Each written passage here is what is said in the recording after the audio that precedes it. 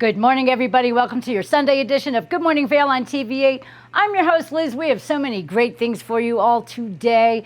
We're going to have Cooking with Tracy to learn a really fun and wonderful dish to make at home, as well as a great sports update. Get your coffee, sit back, relax. Good Morning Vail starts right now.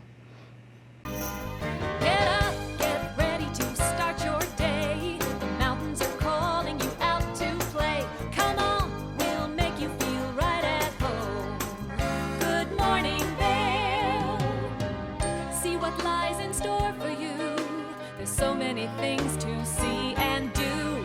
Summer, winter, spring, or fall. Your home in the Rockies has it all. So get up, get ready to start your day. The coffee's brewing, you're on your way. The fun is waiting outside your door. Good morning, Vail.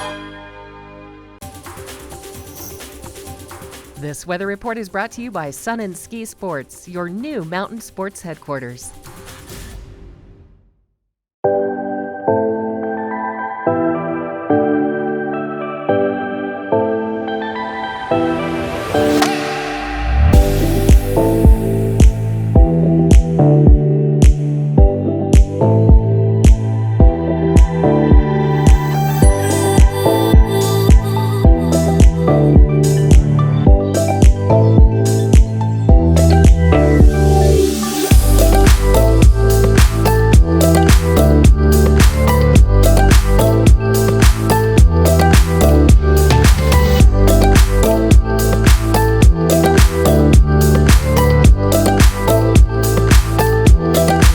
Welcome back. It's Sunday, everybody, and we have so many amazing things going on in our community. The calendar is full. We had Sarah Johnson from Roundup River Ranch here yesterday with me, and she's so marvelous, and it's such a great organization. I want to remind everybody what they have going on. They have a Grateful Harvest coming up on the 12th of this month. It's going to be a huge feast for everybody, and they also have a great event on the 10th. If you'd like to volunteer or be a part of all the fun at Roundup River Ranch, just go to roundupriverranch.org. And what else is going on? The Vail Jazz Fest is continuing. This time they're featuring the Women of the Arts. It's going to be amazing. Get your tickets right now. It's going to be so much fun. On Thursday the 10th, we have somebody amazing. Her name is Lakeisha Benjo, and she is going to play the saxophone. She's going to kick off all the great ladies of the Vail Jazz Fest, so you're going to want to not miss that. Also, you know what? Flowers are so in bloom right now. I love to go around town and take photos of all the beautiful flowers, but if you don't have time to do that, why don't you head on over to the Betty Ford Gardens? You can see every single beautiful thing that you can imagine right there. It's so beautiful, and there's a new app right now that you can load on your phone. It's the Betty Ford Alpine Gardens app. So if you see a flower or something unusual that you don't know what it is, you can take a photo of it. The app will tell you exactly what it is. How cool is that? I love finding out what things are, especially flowers, because you never know what's going on. We have snapdragons and so many really cool things. We might not know the name. Now I'm saving the best for last. Oh my God, the Eagle Block Party is coming, everybody, next weekend. I'm super excited. I have my Saturday ticket, and that is Dumpfastunk. And also, the favorite is Lettuce. That's a headliner that I saw back a long time ago over at Red Rocks, and I'll never forget them, so I'm going to go again. It's so much fun. It's a big deal. The block party all kicks off on Friday the 11th and goes through Sunday the 13th with so many incredible headliners. We're talking about Kyle Hollingsworth Band, Carl Dennison's Tiny Universe, Bill and Jillian Nershi, so many. Oh my God, you're going to want to get your tickets. Go to blockpartyeagle.com, get your tickets, and I'll see you there on Saturday, but it's a full weekend of fun. So we have a lot of great stuff to do today for the shows. Good morning, Vail.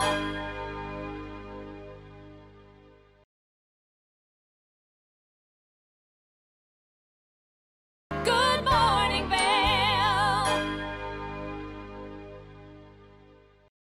Welcome back, everybody. For all of you local sports fans, we have a great clip for you guys right now. Robbie is out and about talking all things sports right here on Good Morning Vail. Coming up, student athletes around the valley are gearing up for a fall season.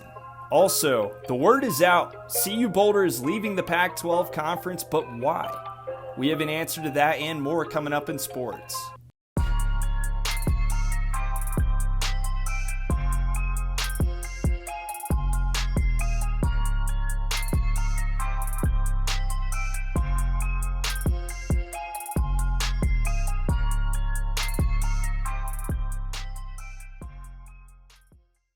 All right, thanks for joining us. So summer practice for fall sports are starting to pick up here in the Valley, and over at Battle Mountain High, the volleyball team is excited to see a returning starter take the court in her senior season. Inside the gym at Battle Mountain High, the sound of bouncing volleyballs ring out, signifying the start of a new season. This year, energy is something the Huskies need, and head coach Shelby Crummer is ready for senior setter Lily Suman to bring it. Help it, help it.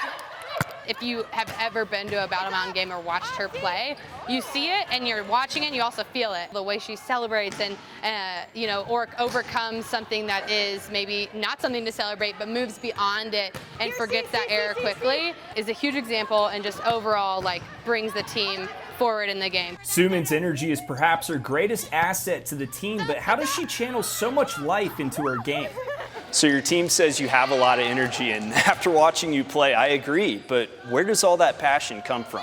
This is really my outlet. I go to work, I go to school, I have all my, especially as a senior, I have all my application stuff to do, and I come here and I just have so much fun, and these are all my best friends, and all my energy just comes from being so excited to be here and just enjoying the time, so.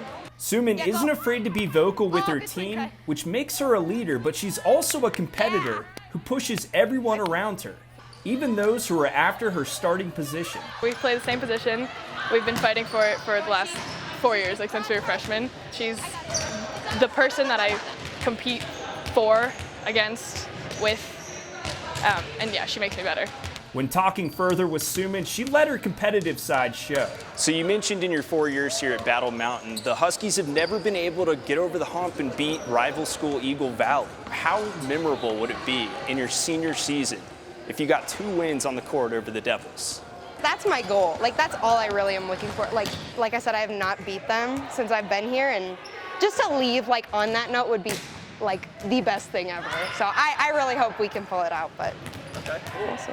Battle Mountain Volleyball will play their first game against Eagle Valley this season in Gypsum at the end of September. Now, similar to Battle Mountain High, other schools in the Valley are starting to prepare for the fall season as well. And over at Vail Mountain School, the athletic director, Bobby Ecker, is excited for the season that lies ahead for his student athletes. How long have you been athletic director over there in Vail? Yeah, so this is actually my 9th year at the school, just getting started. And I guess this is now my 5th year as the athletic director, just started my 5th year. I used to be a teacher and a coach for a number of years, and then 2019 I took over as the athletic director. Awesome. And walk me through some of those exciting memories and maybe crazy athletic events you've seen in these past 5 years as AD over there. Yeah, last year was probably the highlight. In my tenure here, we hadn't had a state championship with me as the athletic director. And last year, we had 2. We had a boys state championship in golf, which was incredible. We won by 1 stroke. It was like I was at the Masters or something. It was incredible. Being there was a really exciting game. Followed up right after that, our boys soccer team went on and won our first boys soccer state championship as well in the 2A classification.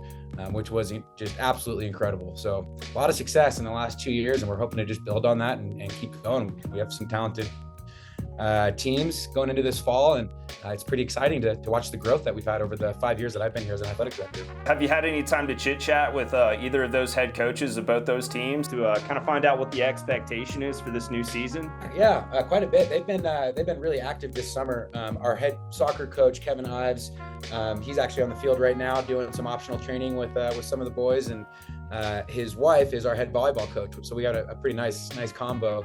Aspen Ives, she's a teacher at the school, and this is going to be her 2nd year as the head volleyball coach. And they've been running practices twice a week, pretty much the whole summer. Just kind of open to any kids who want to come by, and they're doing training. And we're really excited about our seniors this year. We had some really strong juniors last year. it always sucks to lose your valuable seniors, but I think they passed the baton pretty well, and we have some really strong leadership going into this season. We have a lot of seniors on both rosters for volleyball, for soccer, and for golf. Those are kind of our three big sports for the high school programs. We have a couple other, sport offerings that we do as well, but those ones kind of encompass most of our students. So yeah, we're thrilled. The kids are ready. I know our golfers have been golfing. We're bringing on a new head coach for golf, which is awesome.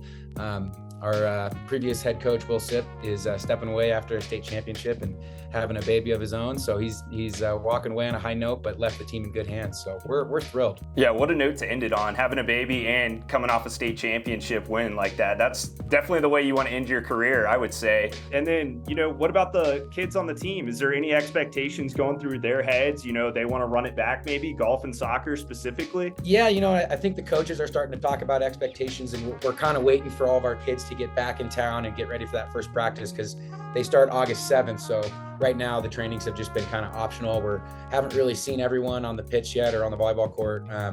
But yeah, I know the coaches are it's tough to come off a state championship and stay at the top. You now have a target on your back. And so I know our coaches are trying to just keep a positive attitude with our kids and making sure that they're not getting too cocky and ready to win, and teach them what it takes to, stay on top for boys soccer and for boys golf and girls volleyball. We're really excited. We have a really big freshman class coming in. We got something like 30 girls signed up to play volleyball. And yeah, we're bringing on a couple of new assistant coaches, which is great. And yeah, we're just, gearing up and getting ready. Have you seen any healthy but competitive rivalries building? Yeah, definitely. I know there's a couple of games on the boys soccer schedule that are circled and highlighted. One of the kind of newer rivalries that we've created in boys soccer, at least, is with Colorado Academy down in Denver. I think in the last couple of years we've lost one and then win one and then lose one and win one, and they're high energy games, really strong opponent. So I know that's a really big one. A classic rivalry that we have in all of our sports is always with Aspen. And so that one's going to stay strong and true. And then, looking across around the valley here, we've created pretty good, friendly rivalries with teams like Battle Mountain, Summit, Eagle Valley. So, we're always looking forward to those games. And then on the girls volleyball side, I think our biggest one is probably Vail Christian. They're always, one of the top teams in the league, and so are we. And I know Meeker has a really strong squad. They're always in that top category. So those are some of the games that are, triple circled on the rosters or on the schedules right now that coaches and players are looking forward to. So, yeah. Being on your side as the athletic director, but also the athletes, the students themselves, how special is it for those student athletes to play a team around here in the Valley like Battle Mountain or Vail Christian, like you were talking about? All these kids know each other, so what's it like for them to actually play each other on the court, field, etc.? They seem to hate each other on the court. They put everything they can into it. It's big locker room speeches right before. It's dramatic, and win or lose, there's hugs after the game. It's pretty cool to watch, and it's a pretty tight-knit community here, and but it's definitely a very friendly rivalry. When it's on the court, it's all business and everyone wants to win. And then right after that game's over, the pictures are being taken and, there's hugs and sometimes even tears. So it's pretty fun to watch. It's a cool community that we have here. These kids are lucky to be able to have each other and have these summer leagues where coaches all know each other. And, like I said, I've been coaching lacrosse out here for a long time, and I know that coaching against some of my friends is really fun. And we have a men's league in the summer. We all get to play together. So we're all friends at the end of the day. And, using sport as a way to grow and teach these kids lessons is a pretty special thing to be able to do. So yeah, it's a lot of fun. Oh, wow. That sounds exciting. My final thought, what are you looking forward to most this upcoming fall season? Man, that's a good question. Right now, I feel like I'm so hung up in just creating all these schedules, all these pieces of paper I got in front of me and making sure that everything's ready to go.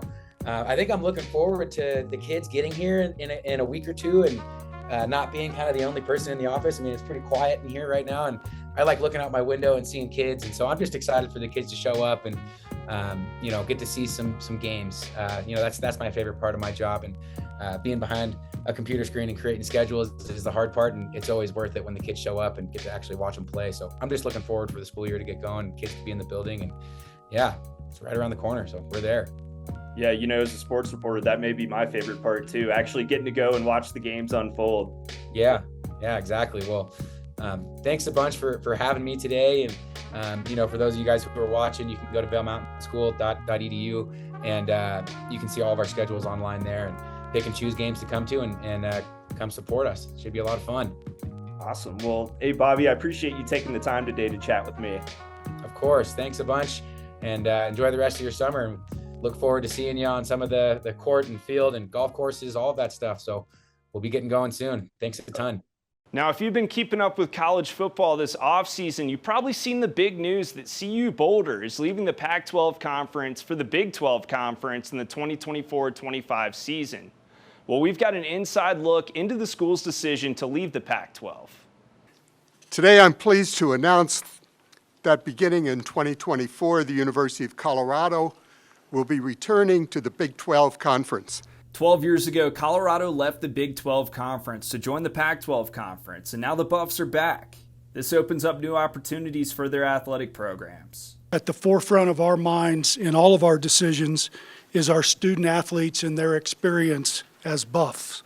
We've done our analysis, and they'll be traveling less in the Big 12, playing in more favorable time slots where we believe they can get greater national exposure and return to Boulder after away games at earlier times.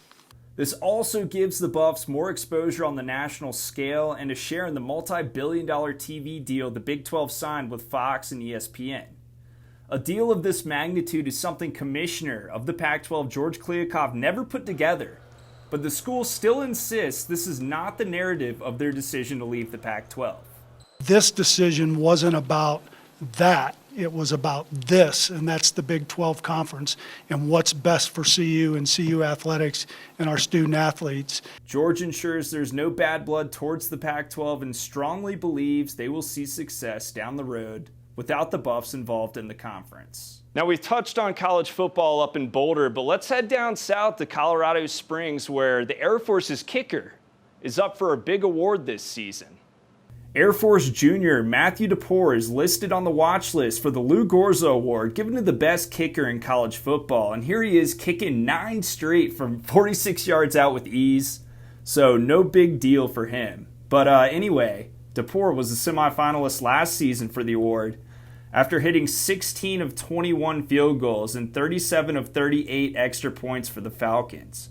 DePore has hit 24 of 31 field goals in his career, and his 77.4 career percentage is 6th best in program history. He was an honorable mention All-Mountain West selection last season and first-team All-Colorado pick by the National Football Foundation Colorado chapter. So the Lou Gorza Award is a member of the National College Football Award Association. Founded in 1997, and the NCFAA includes college football's most prestigious awards, and its 24 awards have honored more than 900 recipients dating back to 1935. This season, 12 NCFAA awards will honor National Players of the Week each Tuesday, so be on the lookout for that. Staying on the gridiron, heading down to Golden, Colorado's School of Mines made a splash last year in their regular season schedule and kept that momentum all the way through the postseason, heading directly to the Division II National Championship, where they ultimately fell just short. Needless to say, the outcome left a sour taste in their mouth, and the Ore Diggers are ready to give it all this season to get back to that championship. Last season, Colorado's School of the Mines lost their first 2 games of the year. The Ore Diggers, determined to change direction, would win 13 straight to earn a spot in the Division II National Championship. New head coach of the program, Pete Sturbick, says making it to the championship is no longer good enough for his team. We know we got to reestablish ourselves, got a better taste in our mouth from last year. It's probably the only thing we're really carrying over is how ticked off we were and are after last year, how the way that it ended. Now the guys are ready to rise to the top again this season, only this time, take it all home. They return a number of talent that can help them get back in the driver's seat. Just love our kids. We've got a lot of blue-collar, veteran guys back, a lot of grit, but I think our talent level has increased each year I've been in Mines. and it's been exciting. Mines will play their first game of the season against Grand Valley State in Golden at the end of the month. And that's going to wrap up your sports. Make sure to tune in regularly for more coverage around the Valley.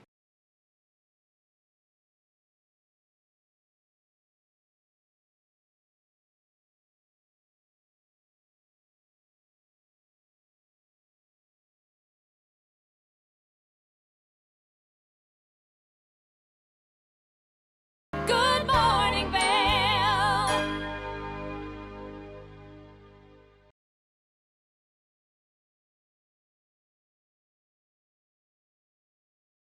Good morning, Vail.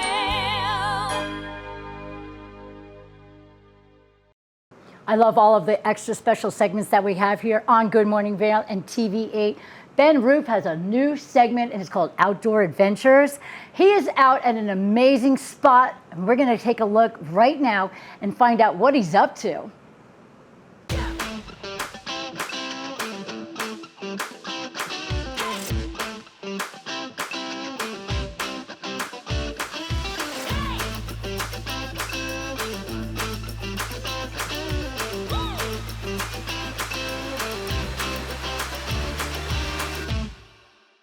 Welcome to Outdoor Adventures. I'm Ben Roof. We are here at Yeoman Park, part of Sylvan Lake State Park, getting ready for a 3.5 mile out and back hike to Nolan Lake, totaling 7 miles. It's going to be a gorgeous high alpine lake in the shadow of Gold Dust Peak. Now, we are at Yeoman Park now, which means we're going to have to drive 6 miles up a dirt switchback road to get to Fulford. Fulford is an old mining community founded in the late 1800s that is now mostly home to summer cabins. It's only accessible by road in summer and by snowmobile in winter. It's going to be a fun little drive, so let's get started.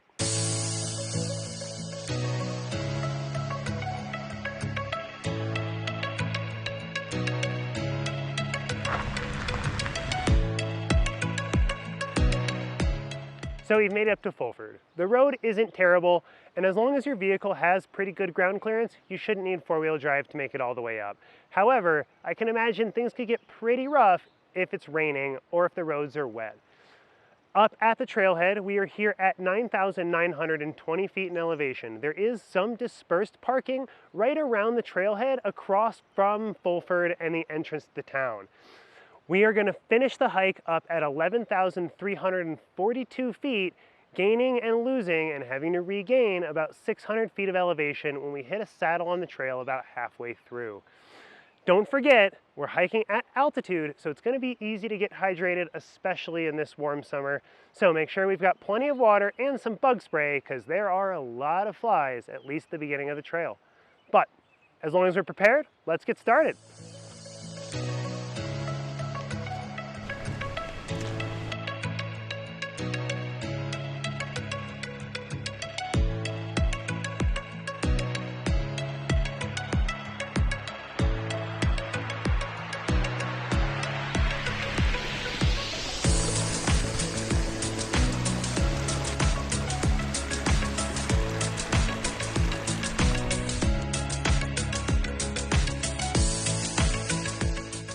After we've crossed that creek, on our way up the trail, we do have to split off from the old mining road we've been following since the trailhead.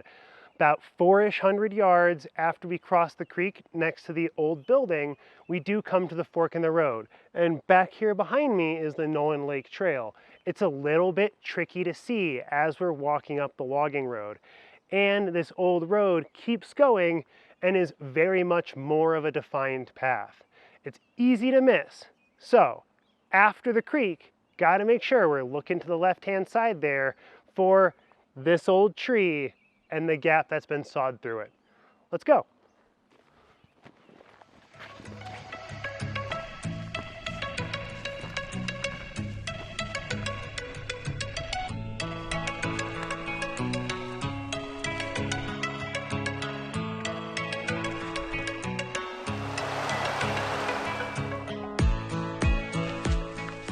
Things start to get quite a bit steeper as the trail is starting to begin to wind its way up a fairly significant hill face. It's going to have to work its way around several different steep rock outcroppings, which makes the trail a little bit narrow and a little bit windy. Fortunately, we do have pretty solid footing the whole way up before we reach the national wilderness boundary.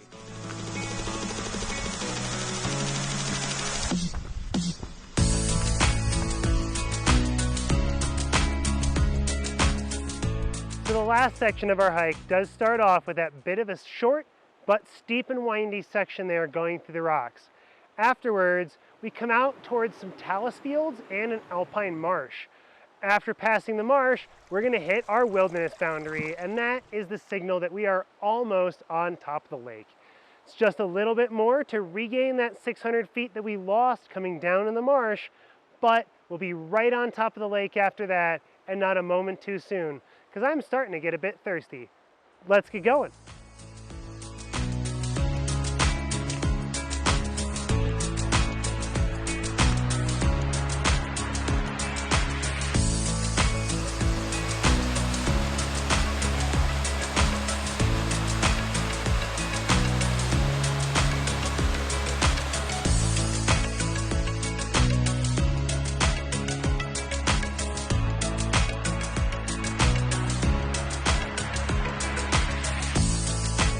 Well, we are just about to the lake, but it has started to rain on me, so hopefully it's not too far away.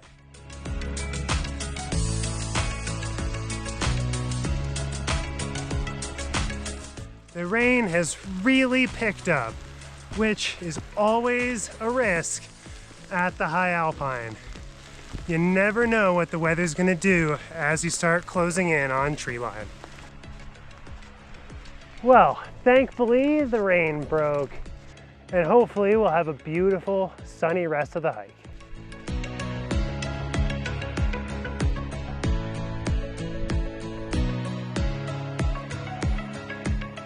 We're here at Nolan Lake. Despite having a bit of rain to deal with, some muddy spots in the trail, and some spots where trees falling over the trail made it a little bit difficult to navigate, and the bugs have been kind of atrocious. I would say overall, it's a moderate to difficult trail. Not terribly easy, but nice and scenic the whole way. It's absolutely gorgeous. Once we're at the lake, we've still got snow, it's nice and cool, there's a beautiful view, and the water is crystal clear. Now, let's enjoy the views a little bit.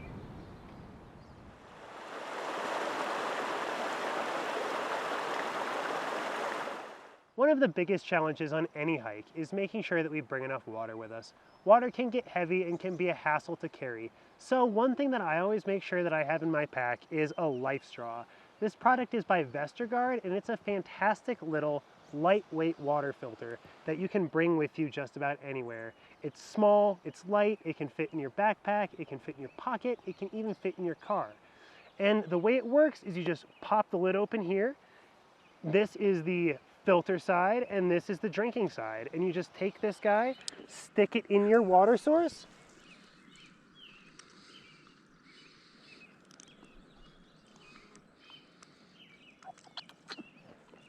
and just drink just like it's a straw.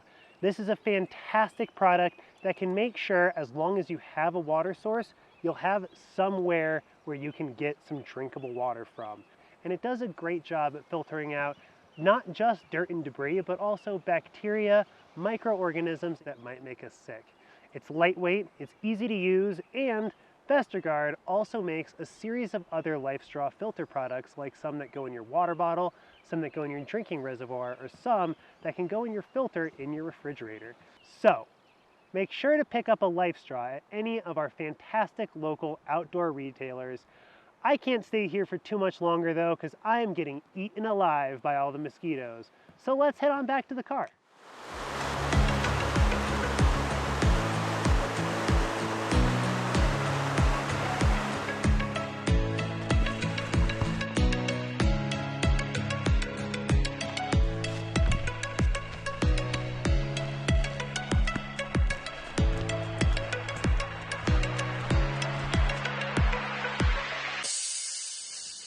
Thank you so much for joining me for Nolan Lake on this edition of Outdoor Adventures.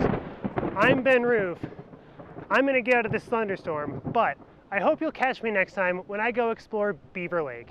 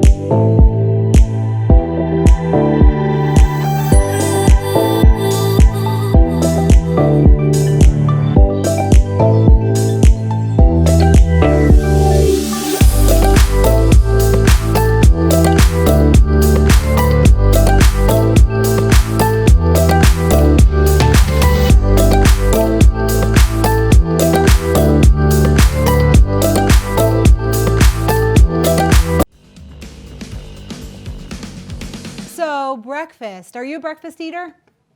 Me, I wake up hungry. I dream about scrambled eggs. Like, I love breakfast. I have to eat breakfast. I read studies about breakfast all the time. I think I could probably do better healthfully with breakfast, but I like eggs, and I'm not full if I don't eat an egg. I actually talked to my doctor, can I eat eggs? Are they high in cholesterol? They're really, really good for you, and they're really good for your brain. So today, we're gonna make a frittata.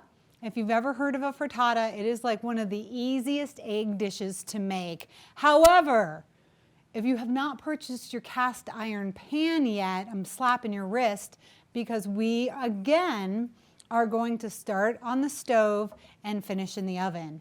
A frittata is just like an egg scramble that you fry up on the bottom and then you put it in the oven to kind of crisp up the top.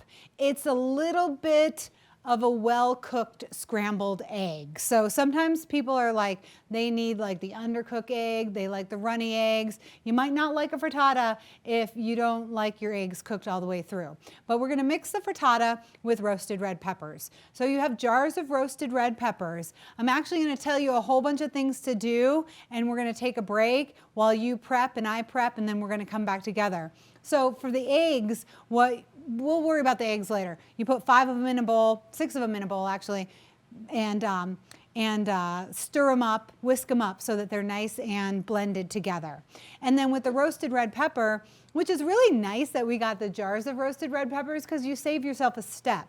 What we're gonna do with those is we're just gonna dice them up. Remember, we julienne the pepper and then we dice it up into little small pieces. This is gonna go in our egg frittata. So cut up about 3/4 of a cup of roasted red pepper. And then our second dish today is going to be home-style potatoes. So we're gonna make a potato on top of the stove that is gonna taste way better than any diner you go to, and it's gonna be chock full of nutrients. We're gonna start with our mirepoix. It's a combination of onions, carrot, and celery. And that's how we are gonna start. We're gonna put a lot of veggies into our potatoes. So make sure you cut up the proper amount of onions, celery, and carrots for your mirepoix. And then I'd like you to cut up your potatoes. So first of all, peel your potato. Again, we're going back to, is it that healthy? Potatoes are very healthy. They're more healthy when you keep the skin on. So if you're looking for a little more health, keep the skin on. If you don't want the skin, peel them off. And then I'm gonna need you to chop them up. So what we're gonna do to chop up the potatoes to make them really nice is we are going to slice them this way. And be careful because we don't have a solid surface yet. So slice your potatoes like that. And then I don't like to waste any, but if you want them perfect, you could cut them into a square and then slice them. And then pile them up together and slice them again twice. And then we're gonna slice them this way. Try to keep the potatoes, the carrots, and the onions all at about the same size, because what's gonna happen is we're gonna put them in a pan and fry them up. We need them all to cook at about the same temperature and the same level. So if they're cut around the same size, then they're probably gonna cook about the same time. Especially cutting these potatoes really small like this, that will help them cook a little faster, because you know potatoes take a long time. Okay, so I want you to dice your potatoes, make your mirepoix, which is your onion, your carrot, and your celery. Put 6 eggs in a bowl, have them all whisked together, and dice up 3/4 of a cup of the roasted red pepper. Meanwhile, before we get started on that, I just kind of wanted to give you a cool recipe that you can use anytime for anything. And these are oatmeal balls. Actually, I hate to admit it, but I don't love oatmeal. I don't even really like it that much. So anytime that I'm gonna eat oatmeal, or I wanna eat oatmeal, or I wanna have whole oats in my life, I have to use what I call training wheels. So my daughter actually came up with this recipe, and it has oatmeal, mini chocolate chips, peanut butter, Rice Krispies, and honey. And they are absolutely delicious oatmeal balls that we're gonna make, and they're going to, you can either have them for breakfast, you can give them to the kids for snack, you can have them in your car, bring them to work. They're delicious and they're packed with nutrients with the peanut butter, the honey, and the oatmeal. But when you put all this stuff in a bowl together to combine it, and you want to use your hands, and peanut butter is super sticky, make sure you wet your hands and then combine it all. Continue to wet your hands and roll those into little balls. So today we're making a roasted red pepper frittata. We need 3/4 of a cup of red pepper, 6 eggs in a bowl stirred up. We need potatoes, onion, celery, and carrots all chopped up. But we're gonna take a quick break while we all prep. I'm gonna get my hands nice and wet, roll some balls. I'll see you back here in a couple of minutes when we're ready to start heating things up. Good morning, Vail.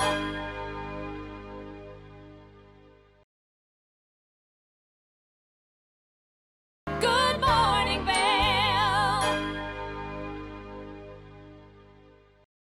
Good morning, everybody. It's time for breakfast. Well, Cooking with Tracy is going to show us a really great breakfast treat to make at home. I could use all the tips I can get. Let's take a look and see what we can make for breakfast. There we go. These are oatmeal peanut butter balls, and they're absolutely delicious. They're a mess to make, but well worth the time because you can make a whole bunch of them. You can actually freeze them. Your kids will like them, you'll like them, and they're pretty healthy for you. I like to use the mini chocolate chips because whenever I use the big ones, it just feels like I took every health component out of it and it just tastes like dessert. But this also has peanut butter and honey in it, so that's going to give you some energy. These, in my opinion, are a good like 3 o'clock snack when you're starting to hit that slump. Easy to make, just make sure your hands are wet when you're balling them up. They're delicious. You're going to like them. Your kids are going to like them. Everyone's going to like them. Even everyone in the office is going to like them. Alrighty, so now let's get to our breakfast. Breakfast, most important meal of the day.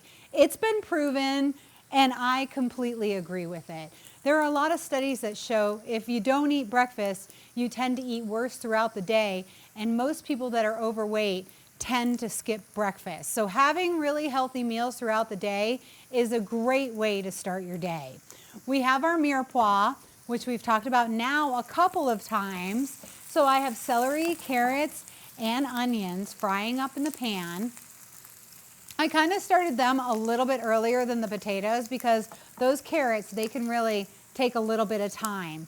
And now this might seem a little peculiar to you in breakfast potatoes, but the more veggies you add to start your day, the more full you're gonna feel. Like carrots are really, they're gonna start to fill you up. So don't forget to season as you go. I have my salt and pepper mixture right here, and all I like to do is just kind of sprinkle it on as we go. We're building flavor profiles as we go. This is sauteed in olive oil. So olive oil is going to be the oil, once again, we're going to use today. Olive oil doesn't particularly like a high heat, but when you have some veggies in there, it really can handle it pretty well. So now I'm going to add my diced up potatoes, and I'm going to spread them all around my pan because I want everything to be spread out nice and evenly so it all starts to cook really nicely. Now this dish probably takes about 20 to 30 minutes to cook just because all of these vegetables are kind of root vegetables, so they take a little bit longer. So just put them in here, pat them down with your hand if you're brave. Don't forget, we're putting cold potatoes into a warm pan, so if you're not already cranked up, you can crank it up a little bit and keep an eye on it. We're also going to season it once again with our salt and pepper mixture. So season as we go. Now what's going to happen here is all those vegetables are going to start to cook and they're going to secrete their juices. So their juices are going to come out and that's going to kind of boil the vegetables. We don't want that. We want that caramelization on these veggies at this point. So you want it to be over high heat and you want to let them sit for like 5 minutes before you move them around because we want them to get that crisp. Then we'll start moving them around and their natural juices will keep them moist enough to cook. So you really don't need that much olive oil. I put about a tablespoon on the bottom of the pan, and that's all you need. All right, moving on to our frittata. This is one of those recipes, like if you're super hungry or you're coming back from church on Sunday and you need food immediately, this is one of the fastest egg dishes you can make. Cast iron pan, or a pan that you can take from the stove to the oven. So what we're gonna do now is warm this cast iron pan up. I'm gonna get it nice and hot. And a frittata is gonna be just pretty much an egg bake. We're gonna start it here so the bottom gets kind of fried up. Then we're gonna finish it in the oven. Again, it is a really, really quick meal to make. So we have our roasted red peppers that are already diced. And these roasted red peppers that you get in the can or the jar, they're excellent. They save you a ton of time. You can add them to so many things. But if you have a can of them and you have some left over, do not put the can in your refrigerator. Make sure you take those roasted red peppers out of the can, put them in a clean jar or a Tupperware. Don't store things in the cans that you've already opened because they can really grow a lot of bacteria and not be healthy. So if you get a big can of something, this usually happens to me with refried beans. I'll eat like half of it, and then the next half I just want to put saran wrap over it and put it in the oven, in the refrigerator. Don't do that. Take it out of your can and store it in something else. That's gonna increase the shelf life. And then it can last like a week or two in your fridge. So use them up, add them to a salad, add them to your scrambled eggs, add them to your pizza or your sauces or anything like that. Okay, my pan is starting to warm up. I have 6 eggs, and now I always want to say I'm going to scramble them, but I'm not scrambling them because there's no heat on them. So I'm just going to whisk them around. If you have a whisk, that's a nice thing to use. I don't add any cream or anything. I just do straight up egg because it's super healthy for you. And I add some cheese, straight up egg and cheese because it's really delicious. Okay, so this is going to be a thin frittata. That's nice. Make sure you really give this a stir. Like even maybe see some bubbles so that you know everything is mixed up, because you don't want to put that in your pan and then have like one big hunk of egg yolk or something like that. Okay, my pan is pretty hot.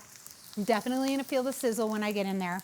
I have olive oil, so heart healthy olive oil. Doesn't want a real high heat, is really good for you, and has a decently mellow flavor. We're going to coat the pan in olive oil, and I'm going to make sure I spread that all around because we want this egg to come out of the pan. That's like the real trick right there. We want the egg to come out of the pan. All right, you can feel that it's getting warmed up a little bit.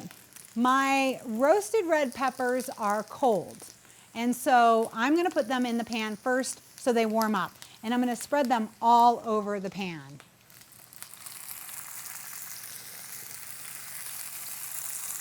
Kind of put my sleeves down. The oil is kind of fighting back a little. Now this is not one that you want to use your hands to spread that around. So just try to get some even coverage. There we go. You can use any vegetable you want in these frittatas, and that's why these are really nice, because they're a great way to get some eggs in your system and get some veggies early in the morning. All right, so we've got those. They're warmed up nicely. Put a little salt and pepper on them. And now let's pour our eggs. Let me rewind for one hot sec, actually. I have my oven on broil. So we're gonna go to the oven in a second, and I wanna show you where we put the grate in the oven, because you kinda want it up high next to the broiler, because we're gonna broil the top part of this. So let's get the eggs in, and then we'll take a look at the oven. Good morning, Vail.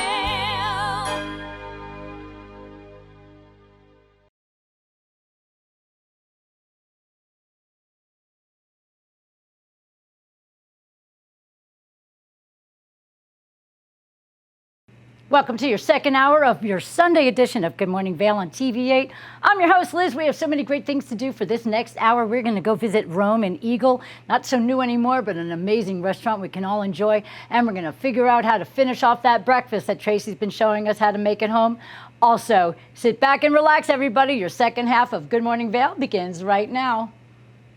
Get up, get ready to start your day. The mountains are calling you out to play. Come on, we'll make you feel right at home.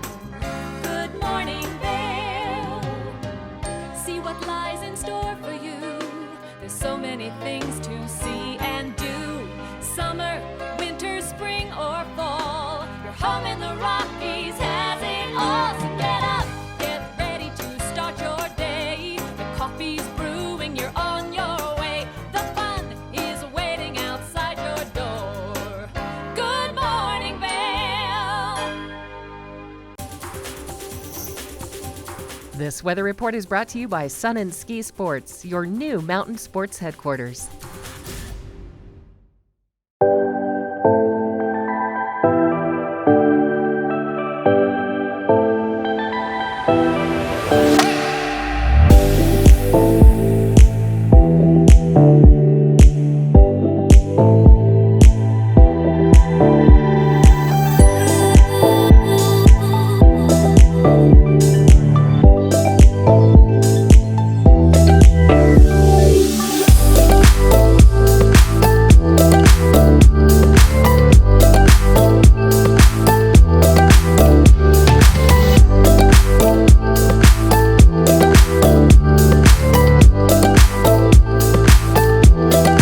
Welcome back. It's Sunday, everybody, and we have so many great things to let you guys know about what's going on. A lot of things happening in Beaver Creek. On the 8th, the Beaver Creek Rodeo kicks off. We're going to have a great time over there.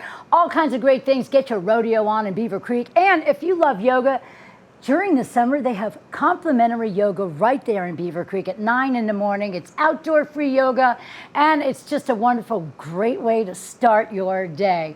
Now, if you want to get indoors from the heat, well, the Vail Performing Arts Center has so many incredible things for the entire family. We have music, we have magic, we have comedy, we have dance. Everything is going on, including the dance festival.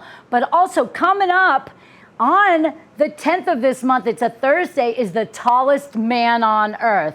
Now you're thinking, is this Guinness Book of World Records or what? It's a band. They're going to have an amazing time with the tallest man on earth. If you want tickets to that or so many other great things, they have family packs of tickets for you to get over at the Vail Performing Arts Center. There's not a bad seat in that house. I like to dress up when I go there. Something fancy about that place, but it's anything goes there, and all the great seats, and they have great place to get your libations. They always have a merch booth, and of course the greatest entertainment thanks to the Vail Valley Foundation and the Vail Performing Arts Center. Go to vailpac.org to get tickets to something wonderful today. That's a look at what's going on in the community. We'll be right back with more Good Morning Vail after this. Good morning, Vail.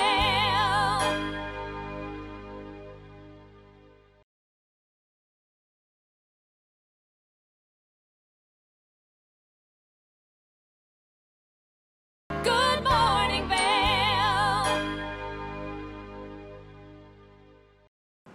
Welcome back, everybody. I don't know about you, but my belly is growling watching Tracy's breakfast. It's in progress right now. Let's take a look and see how it's coming along.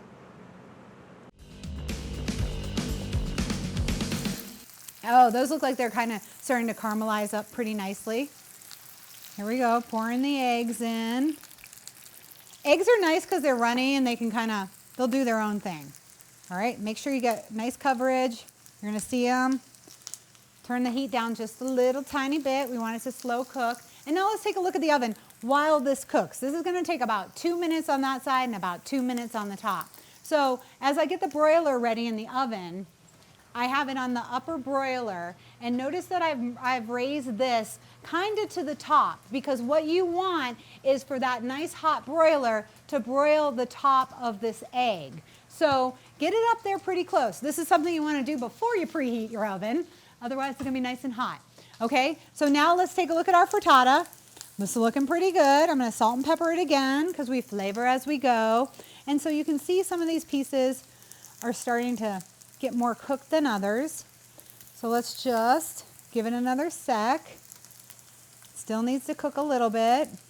I like to make little like holes in my egg sometimes. Should be over a medium heat.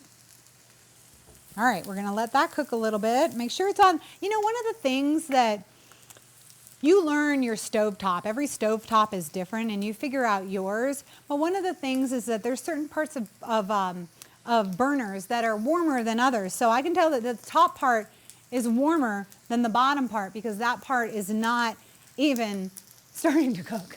So in the case of that, with this quick frittata, I'm just gonna roll it around. I mean, you get to know your stuff, right? Okay, so these potatoes and mirepoix have been cooking without me moving them. So let's move them around. Oh yeah. What? Can you hear me? See how those got nice and caramelized? That's what we want to see. That's our first step into really building a flavor profile. Now we're going to spread them out again. And we're going to turn the heat down because I had it cranked. I wanted to cook those. So we're going to turn the heat down to a medium low and just let those simmer away. Let's take another look at our frittata. As you can see around the edges. Ooh yeah, that's frittata stuff right there for sure. You can see that it's starting to cook. The bottom looks like it's nicely cooked. I'm going to move around some red peppers just in case they, you know, when you pour something liquid in there, it kind of tends to shift things. But this looks good to me. And it looks like it's time to pop it in the oven. The frittata, which is just eggs and red pepper, has cooked on the bottom. I kind of like to make a cheesy top, so I'm going to take my cheddar cheese, shredded, and I'm going to cover the top. So this is going to brown up a little bit and give it kind of a crust. And like I was saying, like if you like those scrambled eggs with lots of cream and, you know, cream cheese so they're light and fluffy, this is going to be a different kind of style for you. All right, I'm turning that off, opening my oven because my cast iron pan is wicked heavy. Sorry, I'm from New England. I have to say wicked every once in a while. Pop this in. This is something you want to keep your eye on. It's a quick process. And it's going to be hot. All right, so we're going to keep our eye on that. Get rid of this. Stir up these potatoes a little bit more.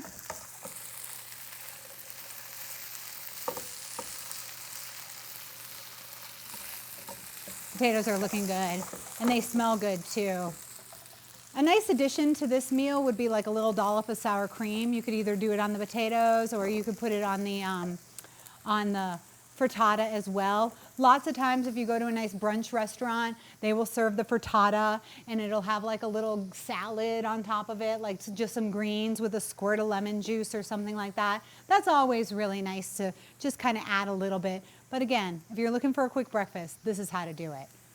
Keep seasoning your potatoes because potatoes are so boring and bland by themselves. They need a ton of salt and pepper. So make sure you give them that. All right. I don't want to look too soon, but I think I'm going to look. Let's see what this is doing in here.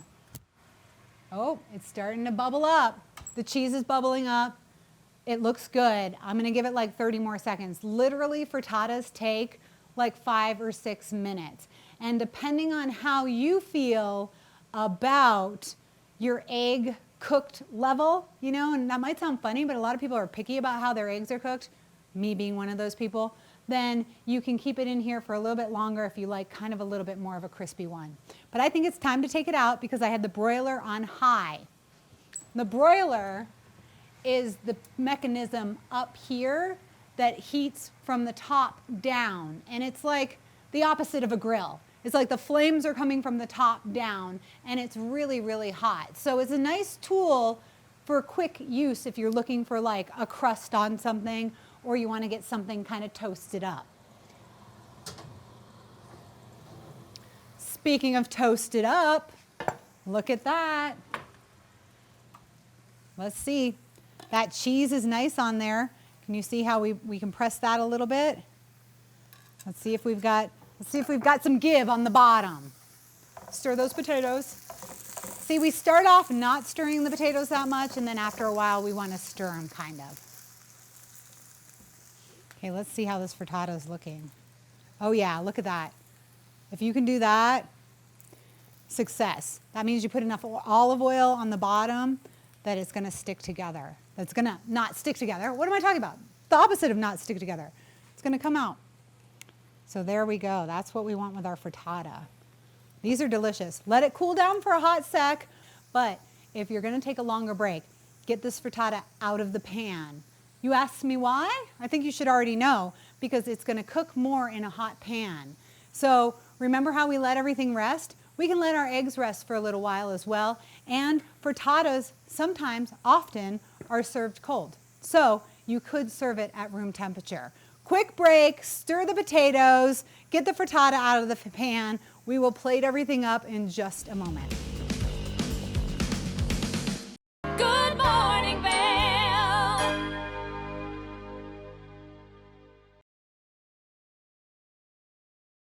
Good morning, Vail.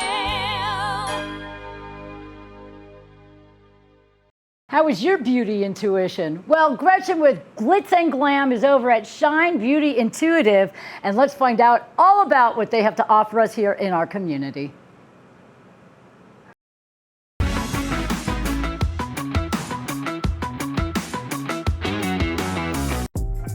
Welcome to the Glitz and Glam with Gretchen. I'm your host, Gretchen Pleshaw. We're here in Edwards, Colorado at Shine Intuitive Beauty. I am here today with Michelle at the beautiful Shine Intuitive Beauty in the heart of Edwards, Colorado. I am so excited. I come here a lot and I love the products. I love the people. The energy feels so good here. How are you doing, Michelle? I'm good. How are you? I am feeling so good. And she is definitely dressed the part of the whole spa because this whole concept is so beautiful and it feels so good. And correct me if I'm wrong, it's all about feeling good from the inside and exuding that outwardly. Yes, absolutely. That's our goal. We really want our clients to feel comfortable and confident when they come in. And if we're doing just anything to help that healing journey, then we're doing our job. So. And I love that whole concept because you do so many different things from, I know all of this, facials. I've done almost all of these things, true story. Yes, you know exactly. From facials to eyebrows to eyelashes to, I mean, could you tell us all the things that you do here to make people feel good from the inside out? Sure. I mean, it's all across the board. We really focus on holistic skincare and facials. And taking a more progressive approach versus just jumping right into something very aggressive or something that could harm the skin. We do some amazing facials. We also do some more clinical facials like microneedling, but still with a holistic approach. And then a lot of other beauty treatments, body waxing, organic spray tanning. I specialize in eyebrow artistry and microblading. That's my jam. So we're laughing about this because look how amazing her eyebrows are. Oh, and thanks. Thanks, girl. Yeah. I am one that loves a good eyebrow tint as well as microblade, and so I know I'm definitely going to come and see you for that. And I love the whole approach of all of this is holistic. Can you kind of explain what that means to people? Sure. So we're an Eminence Organic certified spa. Eminence they're pretty well known in the skincare world, so they're fully organic. Everything is very cold pressed. They use a lot of herbs and whole foods, fruits and vegetables in their products, but also they're very science backed. So we're not only nourishing the skin, but making a real change in the skin with clean ingredients. So that's a big pillar. See, and I love that because I'm a huge believer, I should say, a firm believer, and everything that you put on yourself, inside of yourself, that is who you are. It makes up your chemical makeup. Yes, and so absolutely. This is a big deal. And I have to say, in this particular location, it's so beautiful and it's full of light and it just feels airy and good.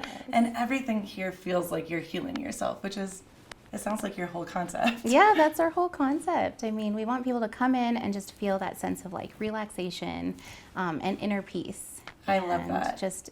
I want it to be like a respite from the everyday. So. The hustle. The hustle, yeah. And how did you pick the name Shine? Oh, the name Shine. So, we started as a waxing studio when we first opened about 6 years ago now, and then with this move over here to this beautiful, bright, airy space, I really just wanted something a little more meaningful and kind of all-encompassing as far as everything that we offer. So it took me a while to nail down the name, and I kind of was just playing around with how do I want people to feel when they come in, and what are we doing for people in our services. And I kind of just, it took a while, but Shine Intuitive Beauty, we want people to shine from the inside out and feel amazing inside, which is so important versus just our outer appearance, right? So we want people to shine. And then Intuitive Beauty, everyone is so different. Every skin is so different. Every person is so different. So it's definitely a different treatment for every person based on the day, based on the human. So. And that's what I love the most about this space and about you guys, the brilliant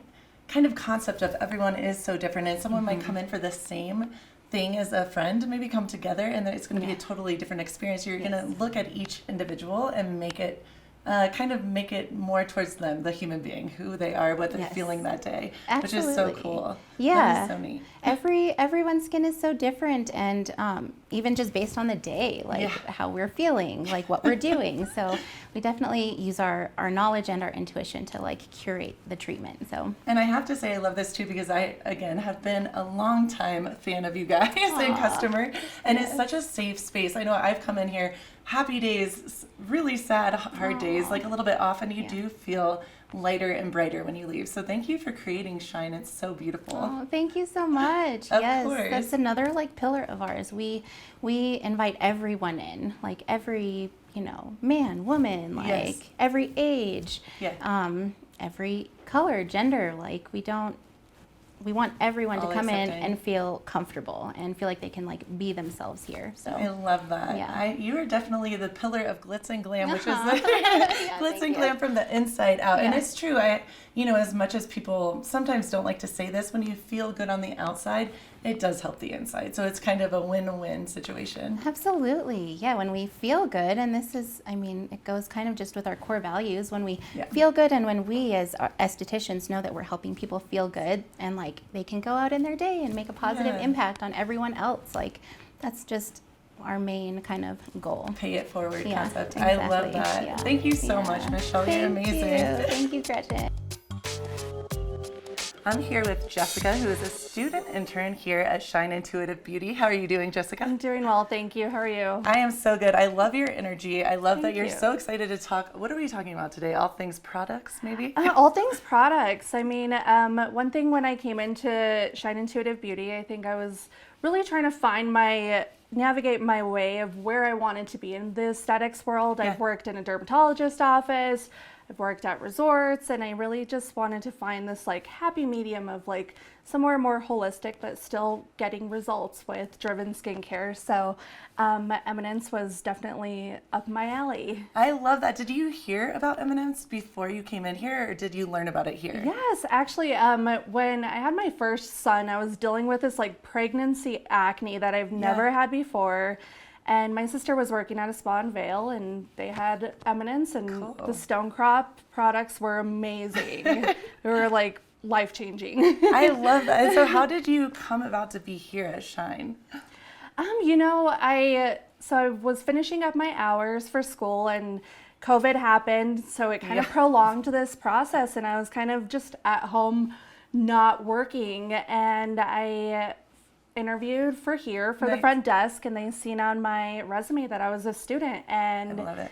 You know what? I walked in that morning. I was like, I'm going to go introduce myself, because my mom always taught me, if you want a job, you got to go show them who you are. And so I came in here that morning, and the energy is just, it's warming, it's inviting, and you want to be here. And I love that you said that, because all of you that work here have this same beautiful energy of just, you feel so safe and happy, and you're excited to be here. Exactly. Thank you. I know that's definitely something that I wanted in skincare too. I was scared to go into aesthetics at first because I thought it was more of the glitz and glam, and I'm like, I'm not that girl. And then I found this whole science side of it, and just the making people happy and comfortable about themselves. I love that you said that, because Glitz and Glam with Gretchen, this segment, it was, people hear that sometimes and they think it's going to be this overtly over the top, but I am all about the same, what you're saying is just feeling beautiful from the inside and showing that on the outside and shining your true beauty. Exactly. Nature. That's so neat. Exactly. And I know Eminence has definitely helped me a lot with that, and changing my skincare. And I've had medical products before, medical grade, and I mean, these work just as fine with clean ingredients, Right. and you're getting results. What's your favorite Eminence project or Product? Product. They just came out with the Project tropical product. superfood Oh, nice. superfood collection, and this pineapple refining tonic is I saw that. amazing. And pineapple. That's it very random. I smells like that. you need a cocktail and you need to be on the beach. But I love that. it's amazing. It has smaller enzymes, so it's not going to irritate the skin, but you're still Nice. going to get driven acids to really kind of eat away at the dead skin cells. So I love, and it smells like pineapple. Oh It my doesn't get gosh. much better than that with the sunshine pineapple. I like it. I know. I love it. I love that. Well, thank you so much. It's so nice to meet you. Thank you.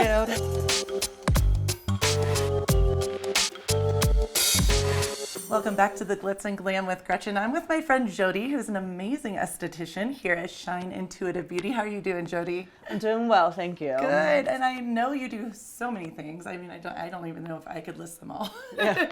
What is your favorite thing that you do amongst everything that I've been an esthetician for quite a while. Came on with Michelle and Matt a week before COVID, before we shut down. So we've all grown together into this amazing space. Yeah. Michelle and Matt have put great energy in this. So Yes. really, I love to do all the facials. We that. do that. I do a ton of waxing. Yes. That is one thing. With summer coming, we'll get everybody ready with bathing suit bodies. Yes. We do the self-tanning or the spray tanning here. I love that. So it is actually beet tan, and one of my Yeah. friends formulated it in Savannah. It's made out of beets. Wow. So the beets with the sugar in the formula mix with your pH to give you your own color. So whatever you tan as out in the sun, your skin will come out like that. I'm coming in next week to do this. And it's all vegan, which is awesome too, and That's organic. amazing. So it mixes well with the energy we have going with all the products. So is the beet spray tan, I'm so interested in this. Is this, you guys just have this product? Your friend actually? So she formulated this in Savannah. Okay. It's all over the country now. So she has Wow. different locations. That's we actually amazing. sell product as well. We have the self tanner and boosters to keep your spray tan going after you get sprayed. Well, and I think it's so interesting with this because people don't always realize, they think, oh, it's like a spray tan, but you're actually being safe and not getting, even when you're in the sun, doesn't it have some kind of SPF to help you not burn as much? And It doesn't have an SPF, Okay. but it being us being estheticians in a spa, we Right. don't want people to go out in the sun. sun as because much, you right. could get any sun damage Right. and any of the hyperpigmentation. So Right. doing the spray tan is a great way Not to keep to your have to- skin protected Cool. and not have any of this skin damage. I love that. And facials, you said, that's something I'm super into. And my skin personally is so dry here. I know so many people's are living in Colorado with the weather, the climate. Do you do like a deep moisturizing kind of facial or, We do. I mean, Okay. that's really what we touch on a lot with Okay. is hydration being in the mountains. Awesome. So we have a few facials with like gua sha, which does a lot of massage Okay. to get the blood flowing, Yeah. to create more oxygen into the skin. Cool. But that's basically, we do really promote, we try to promote hydration in our facials. I love that. We do microneedling as well. Okay. Which is a little bit more than the holistic side of facials. It's more of the medicinal, medical end. Okay. So it's going to help with the texture of your skin. It's going to get that collagen and elastin pumping. It's going Awesome. to make that start growing again. Cool. So yeah, no, we do a wide variety. My favorite though is the microneedling. This sounds like a one-stop shop. You can come in here and get all prepared to have beautiful skin for the summer. Yeah, no, we do everything. Yeah. I love that. And how long have you been an esthetician for? 18 years. Wow. So you know your stuff. You're good. It's been on for quite a while. That is So, so yeah. awesome. And what is your favorite thing about working in this space at Shine Intuitive Beauty?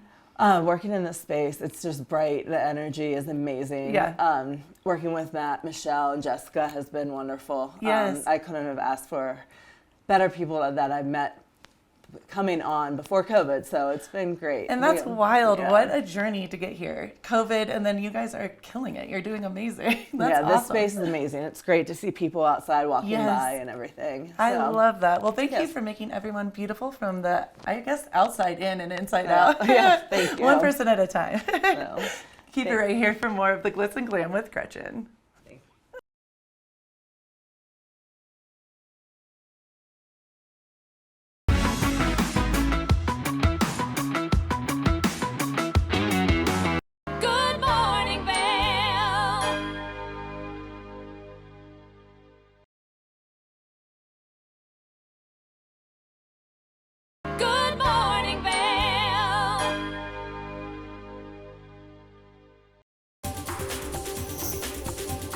This weather report is brought to you by Sun and Ski Sports, your new mountain sports headquarters.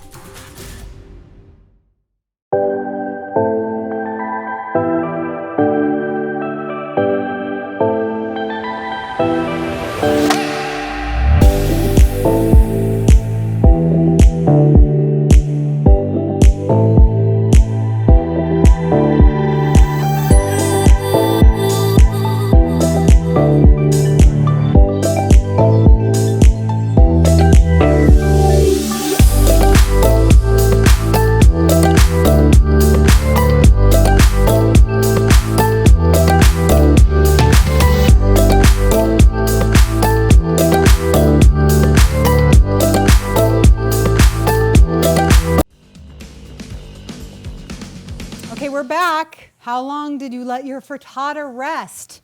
I haven't let it rest that long, but the test of it is to flip it over and see if it actually falls out. So, drum roll, please. Real quick, real swift move. Yes! That is high risk because I was really hoping that it was gonna fall out like that. And look, I got a little bit stuck there, but that's okay. This looks pretty good. Now what you do when you're doing the frittata is cut it in 4s because it's really only 6 eggs. So you don't want, you need a kind of a beefy piece. All right, so here's our breakfast. You can have this for dinner. You can have this any time of the day. We're gonna put some of those breakfast potatoes right on there. And those are chock full of vitamins and nutrients. We've got a lot of potatoes. You could even make these for like a side dish with steak or something like that if you wanted to. But here we go. We're gonna put those right there. And then I'm gonna get my frittata, put it the side up that was in the oven because that's a little bit of a prettier side. We'll put 2 of them on there because I'm a big eater. And then let's get a little dessert ball on there too. Here we go. This is your super simple breakfast.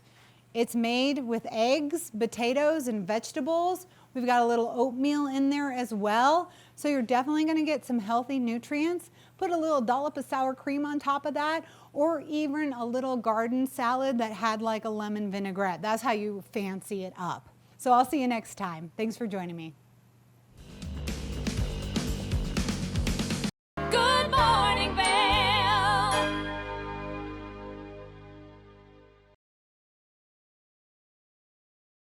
Good morning, Vail. Welcome back to the show. We are continuing on with Glitz and Glam because Gretchen makes her way all around the community. And I had the opportunity of talking with Adrienne when she first opened Rome and Eagle. What a wonderful lady and what a great place to go. Let's find out what Gretchen gets to learn right over there at Rome and Eagle.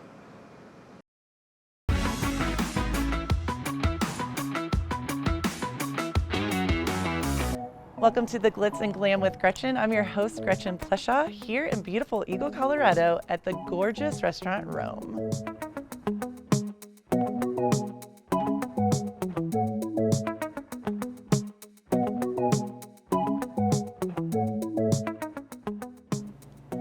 I'm here with Adrienne, the owner and cook of the beautiful Rome in Eagle, Colorado, and she's such a stunning human being. I love your space. I feel honored to be here.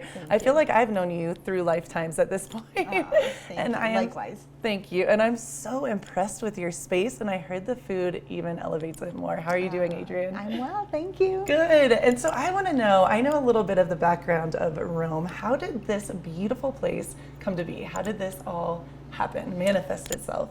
It was manifested and it worked. I started out as a food truck and it was called the Roaming Gourmet. We started in Rancho Del Rio for a summer. Right as COVID was at its peak, which was great. Then winter rolled around and we had an opportunity to join the team at Bonfire. Yes. So we had our food truck right in front of Bonfire Brewery, which is directly next door to this brick and mortar. And an opportunity came up that the space next to them was open for a restaurant. But the caveat was that there was no kitchen. It isn't zoned for a kitchen. So, ironically, I had a food truck. So we Wow. just rolled it around the block and hooked it up, and this is our brick and mortar with a 20-foot food trailer as our kitchen. Okay, so it truly was meant to be. This was I not think by so. circumstance, Yeah. happenstance. Yeah, I think so. That's amazing. And I actually remember the food truck, and you guys were always there were 1 million people around, and it was so popular. It was great. And so now do a lot of those people know that this has shifted into, yes. Yeah, okay. and it's been 2 years. It'll be 2 years in a 2 couple years, weeks that okay. we've been at this brick and mortar. Okay. And it was 1 full year of the Roaming Gourmet as the food truck. Right. We did elevated pub food out of that food truck. Right. You know, things like duck tacos and duck confit, things like that. Really nice slow braised meats. We really pushed it. Push the limits. Well, and that's what I'm so interested in, because I did a little research beforehand and I looked at all the food options, and I know that your menu changes, am I correct, weekly, monthly? Is Monthly. It? Monthly, Yeah. okay. We change our menu monthly. So, And now we have an opportunity to be a little bit more, intricate with the details. Right. Instead of just a food truck where it's kind of fast. Right. This is more relaxed dining. We can relax a little bit more in preparation, not too much, but a little bit more in Little bit. preparation. The timing is different, so it allows us to, spend a little bit more time on the menu and spend a little bit more time plating. But that's a huge deal, a monthly, I don't know any other restaurant I can't even think of Yeah. anywhere I've been that does Yeah. a monthly shift of their menu. Yeah, it's ridiculous and insane. I love You're like, it's my poor brilliant and staff. hard. Yeah, it's really great, and I think that a lot of cooks and people in kitchens get a little bit, it's tiring doing the same dishes over Yeah. and over again. And I think that I really thought that our guests would want to have the same thing over and over again, and I find that they don't. I find that they're Interesting. really eager when we change the menu monthly, and our specials are also wonderful. We have specials on top of our monthly changes. I but love that. Yeah, I think that people have come to expect that let's come as many times as we can this month because it's changing. So we see a lot of repeat guests. Cool. It's really fun. I love that. Well, and I'm so inspired because you let me know that so much of the decor, the alcohol, what you buy as far as like making the food, all of the ingredients, it's very much local based, and your local love and appreciation. Yeah. That's huge. Yeah. That's a big deal. Colorado is an amazing state, and it Yeah. has so many different, amazing things that it produces or come out of it, from Palisade peaches to bourbons to beers to, some wonderful produce that we get here. Our cows, our lamb, our pork. So really, we don't need to look very far, and it's safer, it's cleaner. We know where our food is coming from, which I think more people are being, people are more cognizant of that, as well as me. I never feed my guests anything that I wouldn't ingest myself. So it's important to me that it's clean. It's I good. love that you said that, and I also know that you don't use any hormones in your food, No which hormones. is huge. Yeah, That's a nothing. big deal. I don't believe in it. I think that a lot of our, without getting too crazy and, medical, I just believe a lot of issues health-wise come from eating tainted foods. So, 100%. and hopefully the world is changing and they're starting to see that, and it used to be very difficult. Even 2 years ago, it was difficult for me to find some foods and meats that weren't, injected with hormones or Right. antibiotics. And it's much easier today to find it. I felt So- that shift. You're like, simplistic Yeah. feeling and idea, but it's truth. What you put in your body is Yeah. obviously what you're going to get out Sure. of it. So. Yeah, it's very true. And this is such a beautiful romantic space. I mean, it's stunning. Thank Did you you. do the decor? Yeah, Did you? I did. I did. How this woman is amazing. She does it all. Cooking. She does the decor. You have a gorgeous patio. I would love to hear about that. That's stunning. Yeah, so we do have limited seating in this space, and when I first looked at it, I was so enthralled with it. I loved how intimate it was, and I thought we could really make this space feel like it could be anywhere. It could be in Italy. It could be in Morocco. It could be in Colorado. It could be anywhere. And that's what I wanted to kind of mirror, was just, it could be anywhere, but it's an intimate, lovely space that you could come on a date, on a first date. You could come with your family. You could come with your friends, and it has like a nice energetic buzz to it because it is small inside. But we had the opportunity, knowing that there was this big outdoor space that may or may not have been built for that. It may have been built for something else, but we utilized it as an outdoor seating area that enhances our capacity off-season. And it's gorgeous. So it really is pretty. It's kind of, we were talking Yes. that I kind of, mirrored it after some restaurants in LA, one being Ivy, the Ivy in LA. Yes. And I wanted it to feel like there was greenery all around. And again, with an outdoor space, typically they're very wide open and cavernous. The sky is your ceiling. Yes. And we still have that in part of it, but we wanted it to feel like there were hanging lights and hanging chandeliers and still very romantic. I feel like very secret garden vibes with Yeah. the mountains in the background. Yeah, The it's so backdrop, pretty. you can't do any better than that. Oh, it is beautiful. People love sitting out there. Well, and that's brilliant to know because I do love the space is so small and, well, not even small, intimate, and Yeah. it does have such good energy, good vibes in here. And you said, though, you can go on open table. You can. So that way you know that you definitely have Yes. a reservation. Yeah, And then you if can there is confirm. overflow, you can go out to the patio and enjoy. Absolutely. And your bar is amazing as well. I It's a can't get great away from bar. that. Yeah. It's a great bar. It's a great, the drinks are really, we're very proud of our cocktails. Yeah, and you said you have non-alcoholic options and alcoholic options, We which do. is a huge, I think right now becoming a boom, it's a booming thing. Yeah, we've had NA Spirits on our shelf since we opened our doors, knowing Wow. that, I think part of it was that we were an Eagle and we wanted to attract people from all over the valley, up and down. And driving would be an issue if you were going to have, more than one drink. So we have drinks or NA Spirits on our menu that you can replace a tequila with an NA So tequila, replace a bourbon with an NA bourbon. And I've never even heard of that, to be quite frank with you. Yeah, So I'm they're sure other really people are going to great. be, yes. Yeah, it's really great. And a lot of them are distilled the same way, just it takes the alcohol out. So it's really neat. Well, I am very excited to come in. Personally, I know I've heard already from certain friends that we both know how amazing the food is. What is your favorite dish to create at this? I know you're always evolving, changing, it's fluid, as far as your food. Is there one thing that you love to make here? I can't. It's like picking I a favorite know, child. I know. I think that we do variations of different types of meatballs in different sauces. Yeah. So there's that. Whether it's pork or veal or venison, I love creating some sort of a meatball dish, and our guests really, really love it.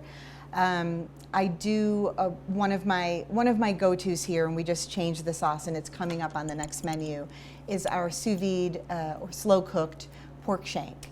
So we're doing a spin on it this month that is more of an Asian spin-off of that.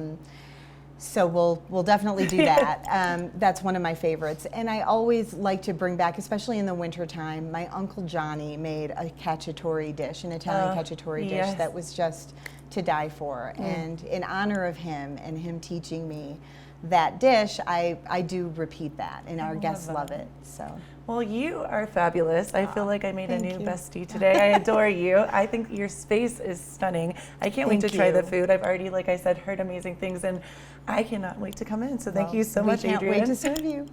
Keep it right here for more of the Glitz and Glam with Gretchen.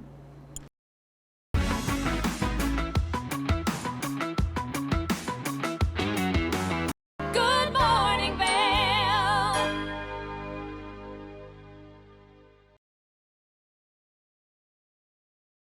Good morning, Vail.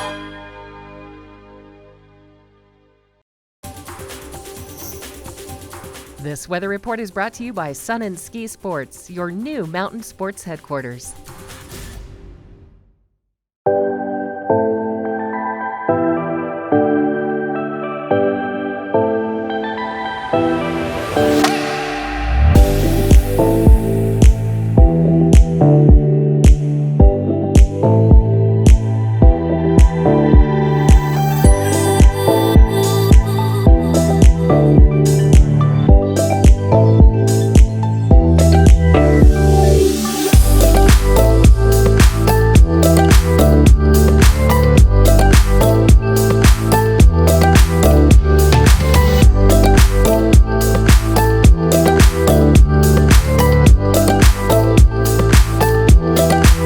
tuning in, everybody, to your Sunday edition of Good Morning Vail on TV8. I'm your host, Liz. I hope you had as much fun as I did.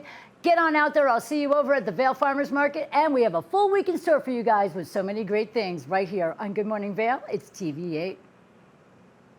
Good morning, Vail. See what lies in store for you. There's so many things to see and do. Summer, winter, spring, or fall. Your home in the Rockies has